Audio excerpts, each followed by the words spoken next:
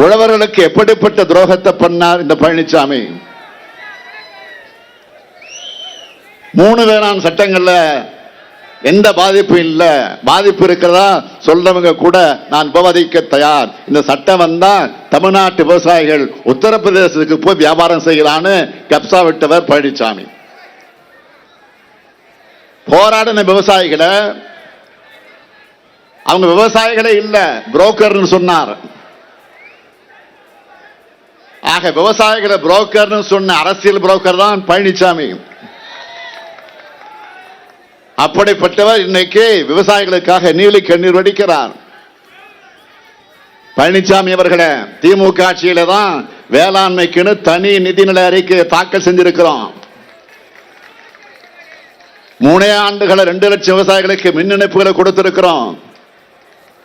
நீங்க கஜானாவை தூர்வாரினீங்க, நாங்கள் டெல்டா மாவட்டங்கள்ல கால்வாய்களை தூர்வாரி காவேரி கடமடைக்கும் கொண்டு சேர்த்தோம்.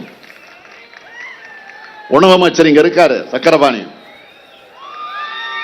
ஒவ்வொரு ஆண்டும் கொள்முதல்ல சாதனை பண்றோம். வேளாண் துறை சார்பில் கண்காட்சி, திருவிழா, சங்கமம் நடத்தி உழவர்கள் உள்ளத்துல நம்பிக்கையை விதைக்கிறோம். மண்ணும் செழிக்குது, மக்களும் செழிக்கிறாங்க. இதுதான் திராவிட மாடல் ஆட்சி.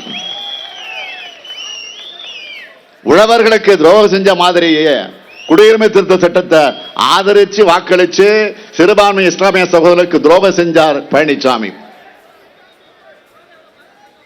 இன்னைக்கு திண்டுக்கல்ல சிறுபான்மை மக்கள் பத்தி பேச ஆரம்பிச்சிருக்கிறார். சிஏக்கு எதிராக போராடின பெண்கள் குழந்தைகள் மேல கூட தடியடி நடத்தி அதை பார்த்து ரசிச்சு நான் உட்பட இந்தியா கூட்டணியினுடைய தலைவர்கள் மேல 8000 பேர் மேல எஃப்ஐஆர் போட்டாரு. குடியுரிமை சட்டம் வந்தப்போ பழனிசாமி என்ன செஞ்சார்? எந்த முஸ்லீம் பாதிக்கப்பட்டார்னு ஆணவமாக கேட்டார். அதிமுகவும் பாமகவும் அன்னைக்கு குடியுரிமை திருத்த சட்டத்தை ஆதரிச்சு வாக்களிக்காம இருந்திருந்தா அந்த சட்டமே நிறைவேறி இருக்காது. அதுதான் உண்மை. இந்த 2 துரோகத்தையும் மனதார செய்த கட்சிகள் தான் அதிமுகவும் பாமகவும். இந்த சட்டங்கள் ஆதரிச்சு ஓட்டு போட்ட பாமக இப்ப பாஜகவோட அமைத்திருப்பது சந்தர்ப்பவாத கூட்டணி. மருத்துவர் ஐயா ராமதாஸ் நிலைமையை பார்த்து அவங்க கட்சிக்காரங்களே தலைகுனிஞ்சு நிற்கிறாங்க. இதுக்கு மேல அவரை நான் விமர்சிக்க விரும்பல. அடுத்த தேனி தொகுதியில பாஜக ஆதரவு பெற்ற வேட்பாளர் ஒருத்தர் நிற்கிறார். யாரு? தினகரன். இதே பாஜகவை பத்தி அவர் என்ன சொல்லியிருந்தாரு? பாஜகவில் சேர்வது என்பது தற்கொலை பண்றதுக்கு சமம். யாராவது தெரிஞ்சே கிணத்துல விழுவாங்களான்னு கேட்டவர் இப்ப என்ன தெரிஞ்ச கிணத்துல விட வந்திருக்கிறாரா? அதைத்தான் இப்ப தேனிக்காரங்க கேட்க வேண்டிய கேள்வி.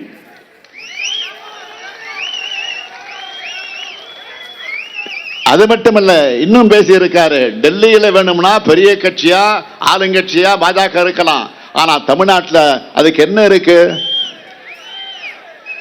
நோட்டாவோட போட்டி போடக்கூடிய கட்சி தான் பாஜக சொன்னவர் தான் இந்த தினகரன். அவரை பார்த்து நீங்க கேட்கணும், இன்று நோட்டாவோட போட்டி போட தேனிக்கு வந்திருக்கீங்களா அப்படின்னு கேட்கணும். நீங்க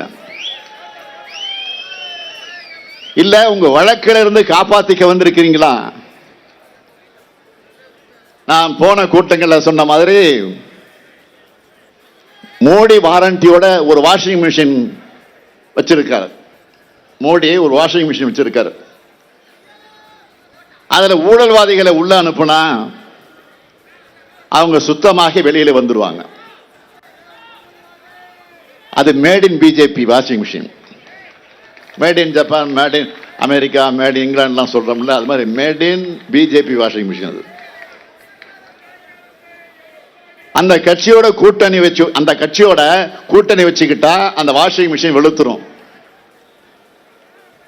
அப்படி வெளுக்கப்பட்டு பாஜக கூட்டணி சார்பில் நிற்கிறவர் தான் தினகரன்.